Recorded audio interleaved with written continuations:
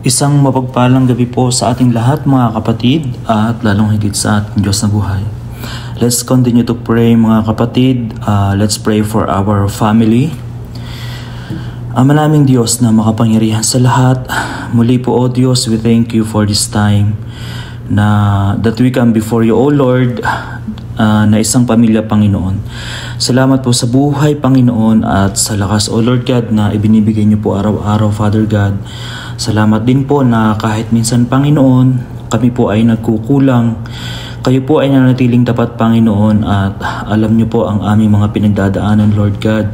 Ang aming mga pangarap, Panginoon, yung mga takot po namin, yung mga pangangailangan po namin, Panginoon. Kaya ngayong gabi, O Lord, nilalapit po namin ang aming buong pamilya sa inyo, Panginoon. Be in the center of this prayer, O Lord God, and let your will be done, Panginoon, in every area of our lives, O God. Father God, we pray, Panginoon, for the protection, provision, and good health, Panginoon, of every family, Panginoon, that represent, Panginoon, sa gabing ito. Father God, dalangin po namin na ang inyong banal na protection, O Lord, ilayo mo po kami, Lord God, sa anumang kapahamakan, sa anumang aksidente, Panginoon, o sakit, Lord God, sa bawat paglabas, Lord God, at sa pag-uwi namin sa aming trabaho, Panginoon, sa paaralan, O Lord God, ng aming mga anak, sa araw-araw na aming pamumuhay, Panginoon. Kayo po, Lord God, ang aming tagapagtanggol, Panginoon, at sa gitna po ng mga nangyayari, Lord God, sa bansang Pilipinas, Panginoon, kalamidad, O Lord God, especially ang lindol, Panginoon, Lord God, itinataas po namin sa inyo, Lord, ang aming mga mahal sa buhay, Panginoon, sa aming mga tahanan, O Lord God, sa bansang Pilipinas, na kayo po ang nakakita ng lahat ng sitwasyon, Panginoon. Dalangin po namin, Lord God, ang inyong banal na protection, Lord, sa kanila, Panginoon.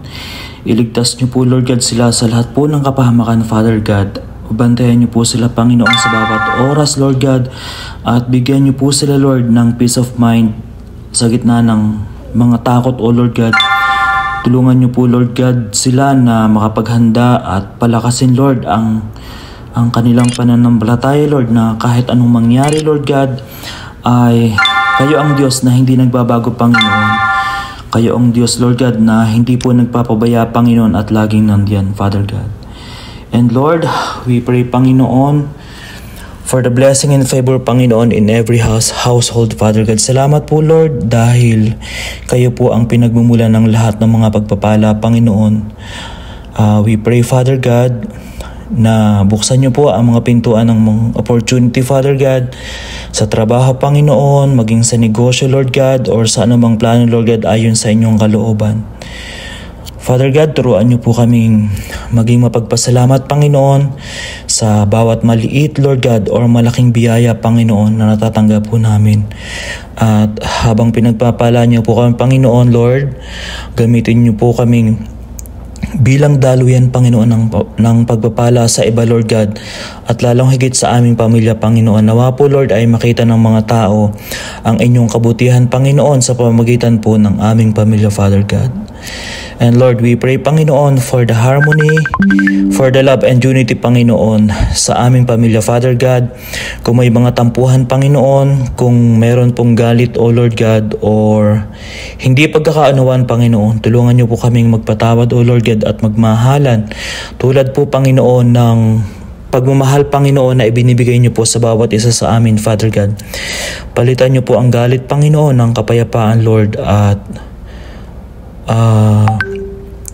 ang layo, Panginoon, ng pagkakalapit muli, Panginoon. And Father God, higit sa lahat, hinihiling po namin, Lord, ang spiritual protection, Panginoon, sa dami po ng mga tukso, Panginoon, ng mga maling impluensya, Panginoon, sa paligid namin, Father God.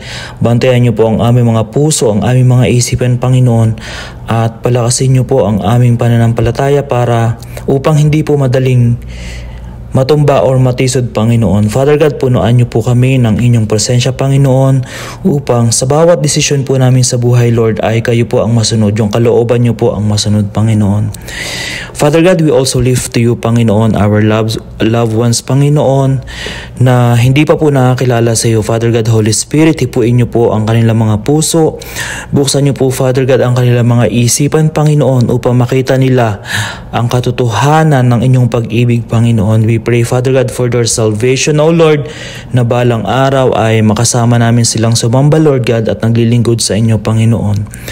Father God, we pray, Panginoon, for the growth in prayer and faith, Panginoon, Lord God.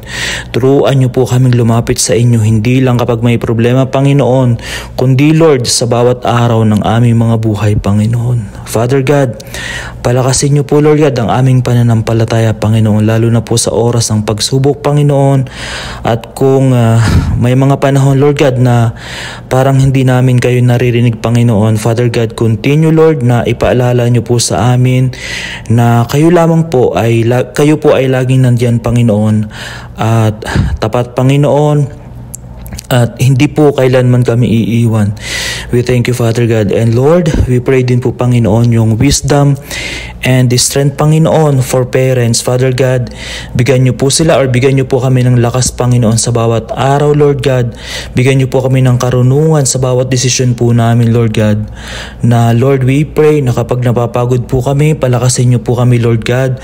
Kapag nag-aalala po kami, Panginoon, Father God, ipaalala niyo po sa amin, Lord, na hawak niyo po ang aming future, Panginoon, Lord God, lalong higit sa aming pamilya, Panginoon. Father God, turuan niyo po, Lord God, kaming mamuno, Panginoon, ng may pagmamahal, Lord God, at may takot sa inyo. And Lord, nawa po ay makita, Lord, ng aming mga anak, Lord, na ikaw po ang aming sandigan, Lord God, sa lahat po ng mga desisyon po namin sa buhay. And Father God, Lord, we pray din po yung obedience and respect for children, Panginoon. Father God, turuan niyo po, Lord God, silang maging masunurin at marunong, Lord, rumespeto sa kanilang mga magulang. Father God, palakihin niyo po ang aming mga anak na meron po silang takot sa inyo, may malasakit, Panginoon, lalong higit sa pamilya, Panginoon, at may pananampalataya. And Father God, we pray na ilayo niyo rin po sila, Panginoon, sa mga maling impluwensya, Panginoon, or anumang uri ng bagay, Panginoon, na makapaglalayo sa kanila, Lord God, sa inyo. And Father God, palakasin niyo po ang kanilang mga kalooban, Panginoon, at gawin niyo po silang liwanag sa kanilang, maging sa kanilang mga paaralan, Lord God, maging ilaw at asin po sila, maging sa kanilang mga kaibigan, Panginoon, at sa kanilang mga nakakasalamuha, Panginoon, sa araw-araw. Lord, we thank you, Panginoon, at naniniwala po kami, Lord, na kung ano man po ang sinambit po ng aming mga labi ay ipagkakaloob niyo po ito, Father God, in your right time, Panginoon, according to your will, Lord God, according to your riches and glory in Christ Jesus, Panginoon. Father God, salamat po dahil alam namin na naririnig niyo po ang bawat panalangin namin, Lord God, and we surrender our families, Panginoon. We surrender our future, Panginoon. Everything, Panginoon, na hindi po namin kayang kontrolin, Panginoon, we surrender it into your hands, Panginoon. And Father God, kayo po ang aming Diyos, Panginoon. Kayo po ang aming tagapagligtas, Father God, at aming sandigan, Panginoon, sa aming pananampalataya. Father God, we thank you, Lord, at lahat po ng aming dalangin, Lord God, ay Lord, Sa'yo na lamang po namin ipinagkakatiwala, Panginoon. Maraming salamat po, Lord God. In Jesus' mighty name we pray. Amen and amen.